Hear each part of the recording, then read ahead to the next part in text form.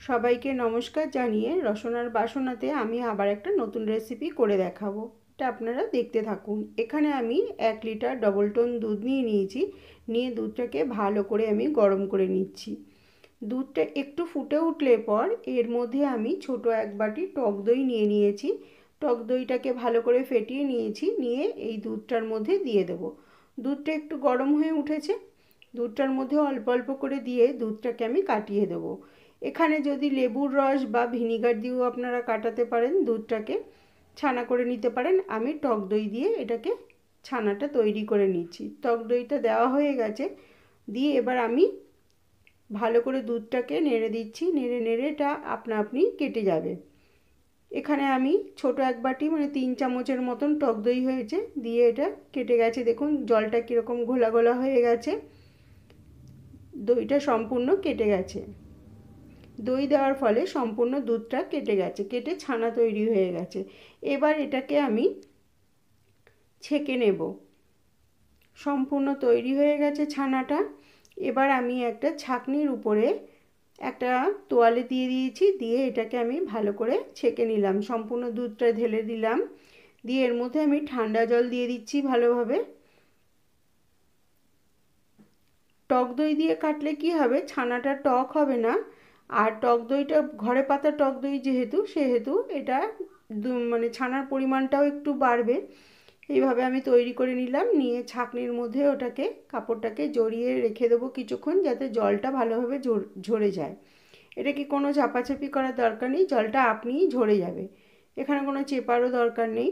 এভাবে কিছুক্ষণ রেখে দিলেই জলটা ঝরে যাবে। ঝরে যাওয়ার পর দেখুন ছানাটা এতটা তৈরি হয়েছে। এবার আমি এটা একটা মিক্সির বাটির মধ্যে নিয়ে নিচ্ছি। সম্পূর্ণ ছানাটাকে একটা মিক্সির বাটির মধ্যে নিয়ে নিচ্ছি। এবার আমি 1/2 কাপেরও কম চিনি নিয়েছি। এখানে চিনিটা আপনারা আপনাদের স্বাদ মতো দেবেন। এখানে যদি মনে হয় আরও কম চিনি দেবেন তাও দিতে পারেন, বা বেশি চিনি মনে হলেও দিতে পারেন। এখানে কিন্তু আমি আর কোনো কিছু দিলাম না, শুধু চিনি দিয়ে এটাকে আমি মিহি পেস্ট তৈরি করে নিলাম। এর মধ্যে কিন্তু জল দিইনি, ছানার মধ্যে যেটুকু জল ছিল সেই জলটা দিয়েই বানিয়ে নিলাম। এবার আমি কেশর নিয়ে নিচ্ছি। এর মধ্যে কেশর দিয়ে দেবো, কারণ আমি কেশর দিয়ে ভাপা সন্দেশ বানাবো।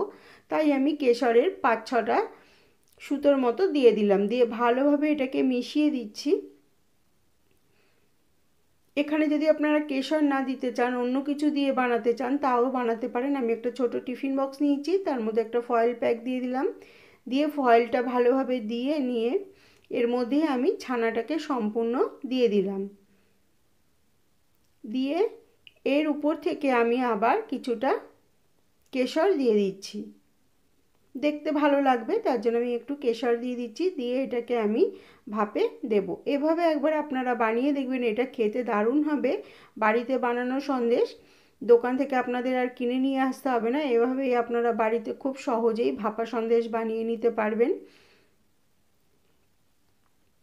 এবার টিফিন বক্সের মুখটাকে আমি বন্ধ করে দিলাম, দিয়ে গ্যাসের উপর আমি একটা ডেকচিতে, বড় ডেকচিতে জল গরম হতে বসিয়েছিলাম। জলটা গরম হয়ে গেছে। এবার এর মধ্যে আমি একটা জাল দিয়ে দিচ্ছি। আপনাদের কাছে যেরকম জাল থাকবে সেরকম দেবেন। দিয়ে এর মধ্যে আমি টিফিন বক্সটাকে বসিয়ে দেব।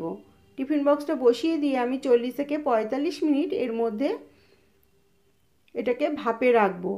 আমি টিফিন বক্সের ঢাকাটা দিয়ে দিলাম, তাহলে কি হবে, জলটা, ভাপের জলটা ওর মধ্যে পড়বে না।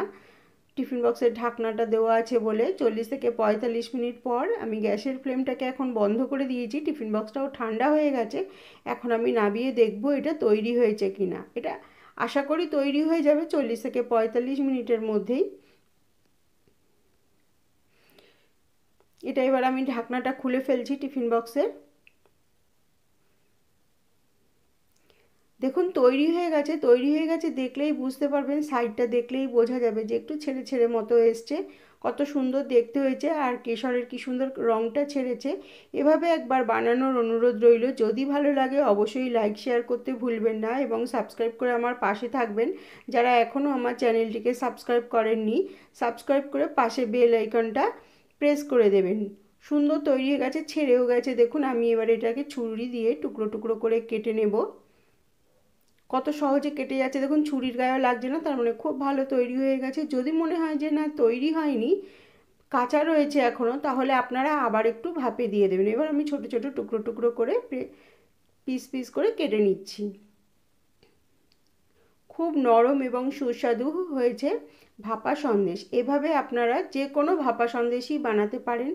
আমি এখানে কেশর দিয়ে বানিয়েছি, আপনারা এখানে কেশর না দিয়ে অরেঞ্জও দিতে পারেন। অবশ্যই একটা কমেন্ট করে জানাবেন যে রেসিপিটা কেমন হয়েছে, আপনারাও এইভাবে তৈরি করেছেন কিনা, আপনাদেরটাও এত সুন্দর হয়েছে কিনা। দেখলে মনে হচ্ছে দোকান থেকে কেনা হয়েছে। কালারটাও কত সুন্দর এসছে কেশরের। আজকের রেসিপিটা এই পর্যন্তই। সবাই খুব ভালো থাকবেন, সুস্থ থাকবেন। আবার দেখা হবে অন্য কোনো দিন অন্য কোনো নতুন রেসিপির সাথে।